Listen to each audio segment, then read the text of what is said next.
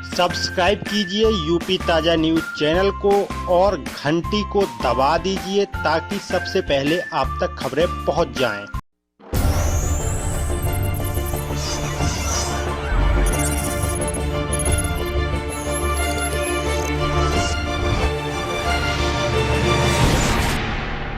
विशेष ध्यान देकर के जब अगली बार मैं पुनः आऊँगा तो जितने भी निर्देश आज दिए गए हैं उनका अच्छा अनुपालन करने के लिए बताया गया है।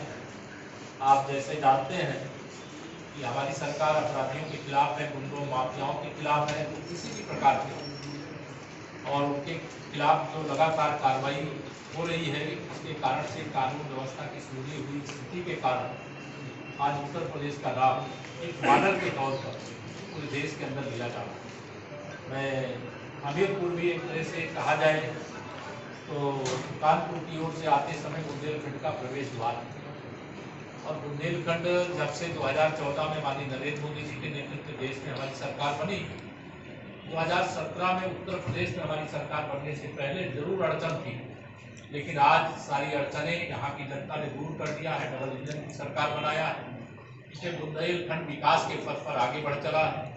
यहाँ बुंदेलखंड एक्सप्रेस वे से लेकर के डिफेंस कॉरिडोर से लेकर के पर्यटन की अपार संभावनाओं को लेकर के हर घर नल से जल जो प्यास से तड़पता हुआ बुंदेलखंड दिखाया जाता था, आज सबसे पहले दिसंबर 2022 तक का लक्ष्य है कि हम हर घर तक नल से जल पहुंचाने का जो कार्य है उसको पूरा करने में सफलता अर्जित करेंगे।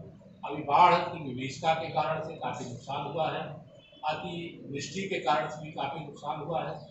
उसका सर्वे करा करके प्राथमिकता के आधार पर तीव्र गति से मुआवजा वितरण करने का काम किया जाए। यह भी आज यहाँ पे निर्देश दिया गया है, डिमांड भेजी गई है। अविलंब जो धनराशि है जनपद को उपलब्ध कराई जाएगी, जिससे यहाँ जो मुआवजा पाने के अधिकारी हैं उनको हमारे माननीय जनप्रतिनिधिगण के माध्यम से मुआवजे का वितरण किया जा सके। 100% सत्यापन करके वो सुविधाएँ जो आवास के लाभार्थी उनको तत्काल उपलब्ध कराने, भ्रष्टाचार मुक्त भारत, भ्रष्टाचार मुक्त उत्तर प्रदेश, भ्रष्टाचार मुक्त हमीरपुर बनाने के लिए संकल्पबद्ध होकर के एकजुट होकर के काम करने, और सभी अधिकारियों को मैंने कहा सारे अधिकारी जिस विभाग को लीड कर रहे हैं वो अपने विभाग के लिए राज्य सरकार से, केंद्र सरकार के माध्यम से जो भी जिले के लिए योजनाएं हैं उनको लाने के लिए जिम्मेदारी से प्रयास करें। दोनों सरकारों का खजाना हमीरपुर और बुंदेलखंड के विकास के लिए खुला हुआ है, इसलिए सारे अधिकारी पूरे मनोभाव अच्छे हैं। कई अधिकारियों ने अच्छे काम किए, नवाचार किए हैं, उसको और अच्छा करें, उनको उत्साहित भी किया गया है। दूसरा, कुछ जगह मुझे यानी शिकायत आई थी ग्रामीण क्षेत्रों से कि यहाँ खनन के दृष्टि से जो अवैध ओवरलोडिंग का काम करता है उसमें शक्ति से तीनों जो विभाग हैं उसमें खनन को भी, आरटीओ को भी, शासन को भी, पुलिस को भी, सबको मिला करके अवैध रूप से जो ओवरलोडिंग का काम चल रहा है जिससे सड़कों की स्थिति खराब हो रही है वह ठीक रहे, उस पर अभियान चलाने को कहा गया है। जो सड़कों को निर्माण करने का, सेतुओं को निर्माण करने का, छोटे पुलों को निर्माण करने का काम कार्य योजना का हिस्सा बन गया है, शासन स्तर पर लंबित है। आज उसको मिनट्स का काम बना करके भेजा जाएगा और हम लोग शासन से जल्दी उसे जनपद को उपलब्ध हो इसका प्रयास करेंगे। जनपद को एक मेडिकल कॉलेज की दरकार है और उस मेडिकल कॉलेज के लिए भूमि को चिन्हीकरण किया गया है और जल्दी ही मेडिकल कॉलेज की जो प्रक्रिया है वह जनपद में आगे बढ़ेगी और चिकित्सा सुविधाओं को लेकर के जो समस्या है, चाहे वो चिकित्सकों की, विशेषज्ञों की, चाहे अन्य प्रकार के मैन पावर, उसकी जो डिमांड भेजी गई है लेकिन आज के मिनट्स में भी जाएगा और हम प्रयास करेंगे कि जो जनपद की समस्या अधिकारियों के माध्यम से बताई गई, हमारे माननीय जनप्रतिनिधियों के माध्यम से बताई गई, उनको जितनी जल्दी हो सकता है उनको हल करने का हम लोग प्रयास करेंगे। हमें पूरा विश्वास है कि आने वाले समय हमारा जनपद बुंदेलखंड का प्रवेश द्वार नहीं बुंदेलखंड का नंबर 1 जनपद हमीरपुर बनेगा, ऐसा भरोसा जताते हुए, और आप सबको आज इधर को छठ की पूजा होती नहीं है लेकिन बधाई तो आपको दे ही सकता हूँ, बहुत आप सबको बधाई है, दीपावली गीत के उसकी बधाई।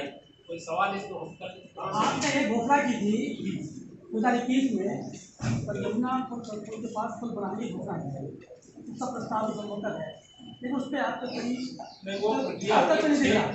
छह सेतुओं के बारे में मुझे बताया गया तो कुछ नया है, उसके वीडियो होना बाकी है। उससे जितनी जल्दी हो सके वीडियो करा करके हमीरपुर को पूरा गंगा या यमुना मैया और बेतवा दोनों से पार करके आपको जल्दी से लखनऊ पहुँचाने के लिए। Sir uniform civil code Gujarat model में लागू करने के लिए समिति बनाई गई। क्या लगता है यूपी में बिल्कुल सही है? इसको तो स्वागत करना चाहिए कॉन्ग्रेस में विरोध है। तो सर यूपी में कब तक लागू होगी तो मामला क्या है? लागू होगा तो आपको मालूम हो जाएगा। क्या पहल की जा यूपी काफी कुछ कर रहा है, लेकिन अभी उसको बोलने की जरूरत नहीं है। जब हम लोग कुछ करके दिखाते हैं बताते कम। मायावती ने अभी एक ट्वीट किया है कि अज्ञात स्रोतों से गुजरात चुनाव और हिमाचल चुनाव के पहले काफी फंडिंग की, कभी इसका आंकड़ा बता रहे 545 क्या ये उचित है?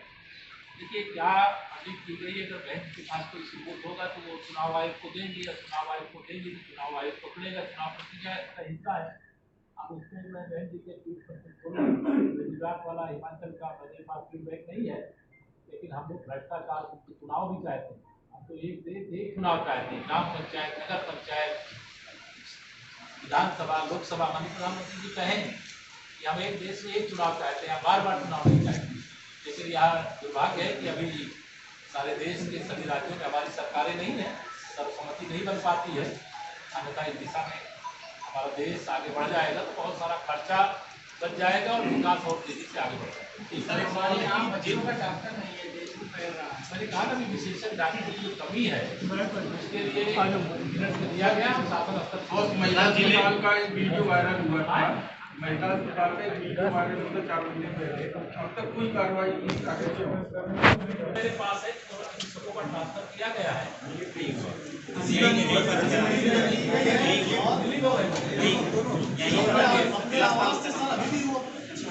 आपको ये अपने घर में रह जा रहा, उसको हम लोग क्या करें? सरकारी आवाज पर चेक कराइए। सर एक सवाल रबी की फसल को लेकर के अभी इस समय किसानों की समस्या सर खाद को लेकर के जगह अभी कड़े निर्देश दिए, खाद की कोई कमी नहीं है, खाद की कोई कमी है उसको दूर किया जाएगा और 48 घंटे के अंदर सारी व्यवस्था सुनिश्चित। अगर कमी नहीं है सर तो किसान सड़क पे क्यों आ रहे हैं, जाम क्यों लगा रहे हैं रात से, लाइनें ऐसे क्यों हो रही है? रहे खाने में कुछ देरी हुई थी, इसलिए कुछ समस्या हुई थी। उस समस्या को 48 घंटे के दूर करने मंत्री जी, अमृत सरोवर तालाब योजना में मनरेगा से 40% सामग्री इसमें दिया जा रहा है।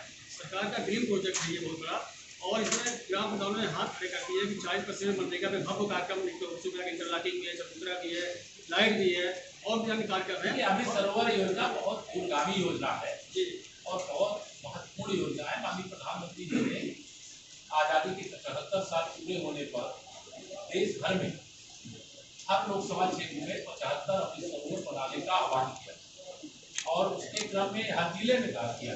उसके क्रम में यहाँ निर्माण का काम तेजी से चल रहा।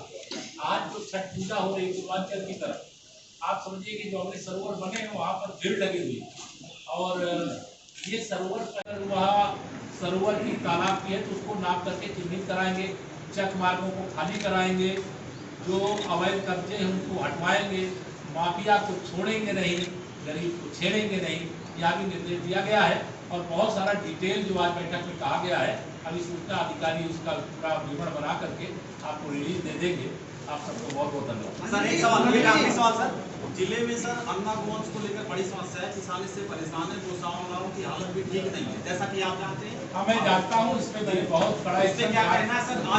जांच कमेटी बनाने के लिए कहा है। अभी कल की मुझे कुछ शिकायत आई थी, उनकी जांच कमेटी बना करके जांच करने की वीडियो बनाई है। अभी नगर पालिका गौशाला की कार्रवाई करने कहा है।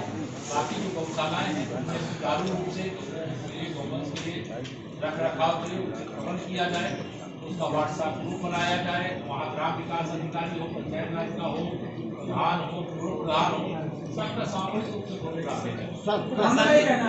कहना है कि बात करें चाहे किसी सभा में भाषण करें, लेकिन जब कोई ऐसा करता है और उसकी शिकायत हुई है, माननीय न्यायालय ने संज्ञान लिया, उसने अपना फैसला सुनाया है और मोहम्मद आजम खान जी तो सदा वो जहरीला भाषण देने के लिए जाने जाते थे। आज उनकी सदस्यता गई है तो एक पूरे प्रदेश और पूरे देश के लिए ये संदेश भी है कि जब हम बोले विचारधारा किसी के एक दूसरे के खिलाफ हो सकती है। कोई कह सकता है कि हम सरकार में आए तो ये करेंगे, हम कह सकते हैं हम हैं तो हम ये कर रहे हैं, आगे हम ये करेंगे, तो ठीक है। लेकिन किसी के बारे में आप शब्दों की छूट नहीं होनी चाहिए। वह कार्रवाई का मैं स्वागत करता हूँ और इस प्रकार से लोग भविष्य में बचेंगे ऐसी मैं आशा करता हूँ। ओवरलोडिंग के लिए बन रहा है, ये बताने का करेंगे सर कि इस गांव में कहाँ जमीन थी ये इसके साथ मैंने कहा कि डिटेल आपको ले लीजिए। धन्यवाद। सब्सक्राइब कीजिए यूपी ताजा न्यूज चैनल को और घंटी को दबा दीजिए ताकि सबसे पहले आप तक खबरें पहुंच जाएं।